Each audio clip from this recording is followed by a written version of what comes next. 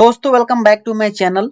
Basic of electrical in CGD का chapter 1 पूरी series का स्टार्ट करने का जो डेट था वो मैं एक्सीड करते जा रहा था, लेकिन अब मैं सोचा कि अब चालू कर दूं। ठीक है, लगभग 150 पेज के पीपीटी बनाया हूं मैं। काफी मेहनत लगा है और एक एक चीज को आपको समझाने के वास्ते मैं बहुत ही बेसिक से स्टार्ट कर रहा हूं। शायद इस टॉपिक में आपको ऐसा लगेगा कि आप जानते हो, क्योंकि v equals to I R भी बताऊंगा आपको मैं। ठीक है, लेकिन पूरी सीरीज जो आएगी तो जिसका आरंभ होता है वो इतनी बेसिक से किया जाए ताकि एक ना समझने वाला भी समझ जाए कि क्या बताने वाला। मेहनत काफी लगा है, 150 लगभग पेज मैंने बना रखा है और सारी सीरीज में बताऊंगा। और इसके साथ साथ इसी चैप्टर में जितने भी इंस्ट्रूमेंट लगे होते हैं कंप्रेसर के अंदर, उन सारी चीजों को भी मैं कवर करूंगा, स्पेशली इलेक्ट्रिकल एंड इंस्ट्रूमेंटेशन का। So welcome to new start for you. Mission क्या है मेरा? Help out to you your doubt. किसी भी साइट पे हो, इंटरव्यू है या फिर आपको इलेक्ट्रिकल में कोई भी दिक्कत आ रही है, सीएनजी सीएचडी में आपको मैं कवर करवा दूंगा। ठीक है, तो बेसिक मैं बताना चाहूंगा आपको कि सब्सक्राइब कर लो मेरे यूट्यूब चैनल को। मैं काफी मेहनत करता हूँ आपको कंटेंट देने के लिए, और कुछ लोग कोलैब भी कर रहे हैं, जिससे अब हमारे राज सर ज्वाइन कर चुके हैं जो पीएनजी का सीरीज देने वाले हैं अपने को। उनका ऑलरेडी 3 चैप्टर आ चुका है। ठीक है, और ये जो वीडियो है कोशिश करूंगा कि वीक में एक वीडियो अपनी आ ही जाए।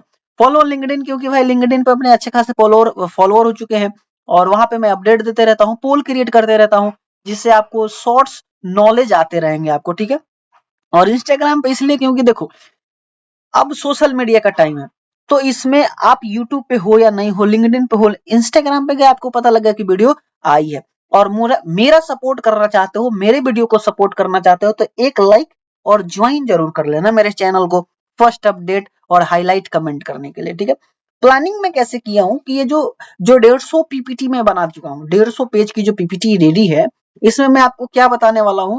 रेडी करेंगे बेसिक से, जो ये चैप्टर 1 है, फिर basics, planning, installation and commissioning. तो ये एक मॉडल तैयार हो जाएगा आपका। डॉक्यूमेंटेशन भी बताऊंगा मैं। ठीक है, देन आपका जो भी इंस्ट्रूमेंट और इलेक्ट्रिकल के आइटम लगे हैं उनकी भी चीजें बताऊंगा, लाइक वीएफडी क्या होता है, सॉफ्ट स्टार्टर क्या होता है, स्टार डेल्टा कनेक्शन कैसे होते हैं, मेगर कैसे करते हैं, इंसुलेशन टेस्ट कैसे करते हैं, वो सारी चीजें मैं बताऊंगा आपको। ठीक है, I will cover basic to advance of electrical. Don't worry guys, your friend is here. Okay, so let's begin, let's start.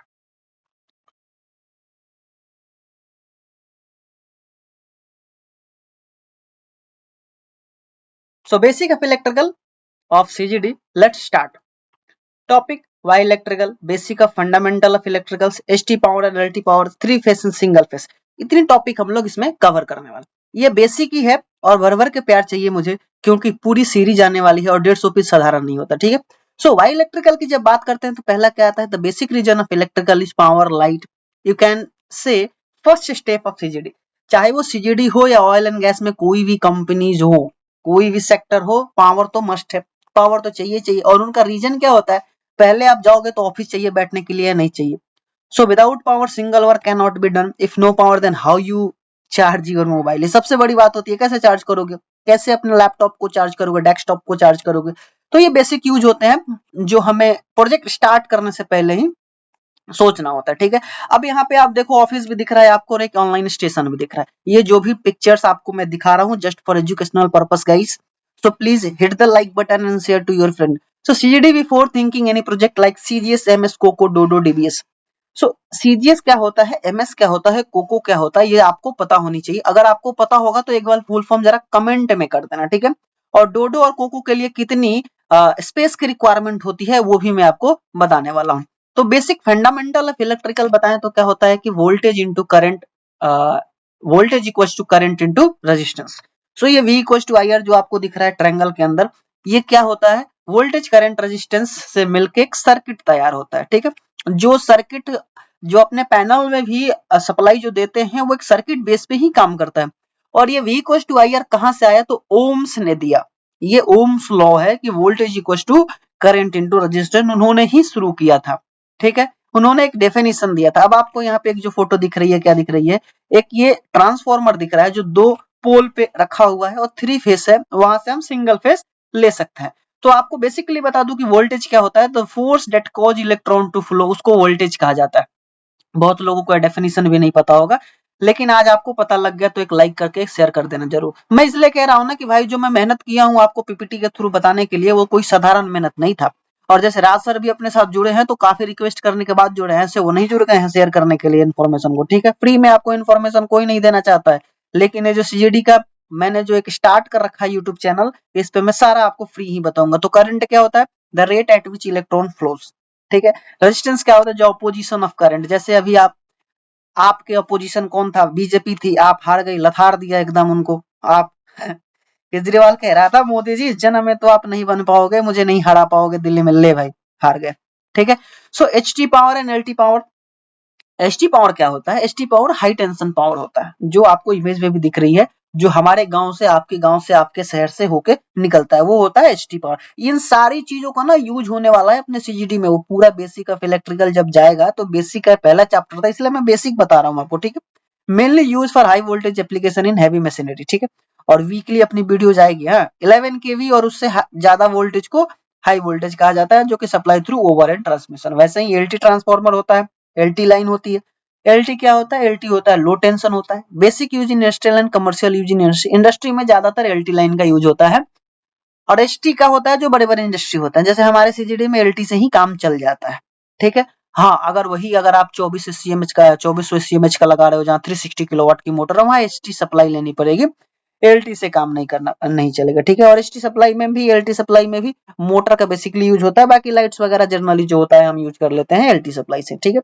अब उसमें आ जाता है another topic, three phase and single phase क्या होता है। तो three phase and single phase, आपका एक कर्व दिख रहा है, फेज डिफरेंस एक दूसरे के बीच में कितने का है, 120 डिग्री का है, ठीक है। और बेसिकली थ्री फेस क्या होता है, रेड येलो ब्लू और न्यूट्रल, ये चार इंडिकेशन होते हैं, जिसमें रेड और येलो एंड ब्लू जो होता है वो फेस होता है, न्यूट्रल जो होता है use for reverse of current, okay. So three phase ऐसा देख लो, थ्री फेस मिलकर 415 वोल्ट होता है, red yellow blue and neutral. हालांकि अगर रेड एंड येलो की बात करूं तो फेस वोल्टेज होता है, और सॉरी रेड एंड येलो की बात करूं तो लाइन वोल्टेज होती है, येलो एंड ब्लू की बात करूं तो लाइन वोल्टेज होती है, एंड रेड एंड न्यूट्रल की बात करूं तो वो फेस वोल्टेज हो जाता है। लाइन वोल्टेज और फेस वोल्टेज में क्या डिफरेंस है, एक वीडियोस है, अभी मैं बेहतर तरीके से भी बताने वाला हूं आपको। पूरी मैं एक ऐसा प्लेटफॉर्म क्रिएट करना चाहता हूं दोस्तों कि आप सबका एक हेल्प हो, साथ ही साथ जो न्यू कमर है उनके लिए तो बेहतर ही हो जाए, और जो एक्सपीरियंस है उन लोगों को भी, कभी कोई चीजें भूल गए, जैसे आपको भूल गए कि वाटर लीटर से केजी कैसे कन्वर्ट करना, सारे डायरेक्ट सर्च करोगे आज के डेट में मेरी ही वीडियो जाएगी यूट्यूब पे, ठीक है। सो रेड और न्यूट्रल जैसे मैं बताया, फेज वोल्टेज होता है 220 होता है, ठीक है। तो basic use in home and office purpose जो इनका हम यूज करते हैं।